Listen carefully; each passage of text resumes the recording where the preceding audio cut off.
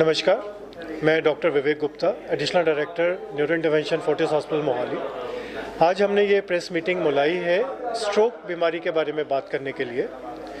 Stroke या brain attack एक ऐसी बीमारी है जिसमें ब्रेन में क्लॉट चला जाता है और ब्रेन की ब्लड सप्लाई बंद हो जाती है। उसकी वजह से पैरालिसिस हो सकता है, या ज़ुबान लटखड़ा सकती है, या ज़ुबान बंद हो सकती है, या बैलेंस ख़राब हो सकता है। ये सब उनके लक्षण हैं।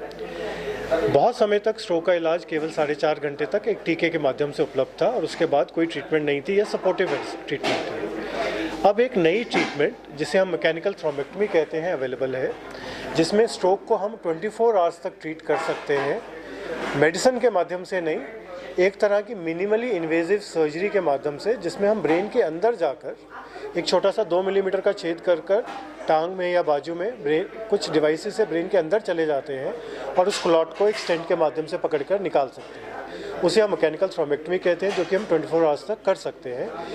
ये एक नया इलाज है जो फोर्टिस में अवेलेबल है और 24 आवर्स तक करने की वजह से अब हम ज़्यादा स्ट्रोक के पेशेंट्स को एक डेफिनेटिव और बेटर हेल्थ केयर दे सकते हैं। Thank you. कब से इसके सिम्टम क्या है और मरीज को कब हॉस्पिटल पहुंचाना? मरीज स्ट्रोक का सबसे बड़ा सिम्टम है पैरालिसिस। अगर कोई भी इंसान नॉर्मल है और सडनली उसका हाथ चलना बंद हो जाए या पैरालाइज हो जाए, लकवा हो जाए, टांग में लकवा हो जाए, मुंह टेढ़ा हो जाए, ज़बान लड़खड़ाने लगे, ये सारे के सारे स्ट्रोक के लक्षण हैं। बैलेंस ख़राब हो जाए, जल्दी का कितना जल्दी पहुंचना है, जितना जल्दी हो सके। क्यों? 1 मिनट में ब्रेन के 10 मिलियन सेल्स मर जाते हैं, तो हर मिनट में 10-10 मिलियन सेल्स ख़त्म होते जाएंगे। तो जितना जल्दी पहुंचेंगे विद ट्रीटमेंट उतना रिकवरी का चांस बेटर होगा। आउटर लिमिट 24 घंटे है। 24 घंटे के बाद अगर आप पहुंच भी जाएंगे तो भी हम ये जो ट्रीटमेंट्स है स्ट्रोक की, थ्रोम्बोलिसिस या थ्रोम्बेक्टमी, वो नहीं दे पाएंगे। तो जितना जल्दी हो सके उतना बेहतर।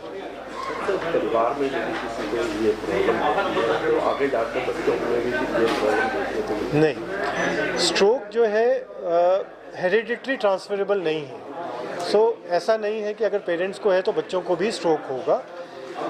वो कंडीशंस जहाँ पे हार्ट की डिजीज़ की वजह से स्ट्रोक हो, हार्ट डिजीज़ की कुछ चीज़ें हैं जो बच्चों में जा सकती हैं, पर स्ट्रोक अदरवाइज हेरिडिटरी नहीं है। ओके जी,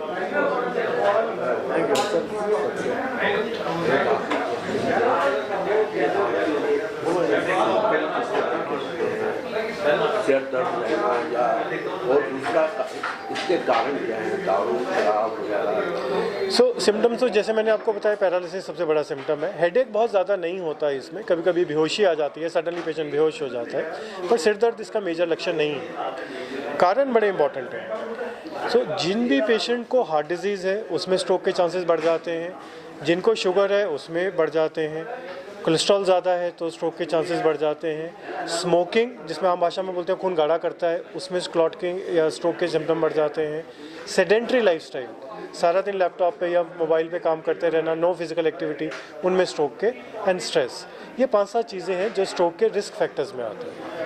इस पर कितना खर्चा आता है इसके ट्रीटमेंट में? जो टीका है जो 4.5 घंटे तक दे सकते हैं, टीके का अगर इलाज होता है तो उसमें अराउंड 50,000 to 60,000 खर्चा आता है, और अगर सर्जरी करनी पड़े या थ्रोम्बेक्टमी करनी पड़े उसमें 5 से 6 लाख रुपए इलाज आता है, कॉस्ट आती है प्राइवेट हेल्थ केयर।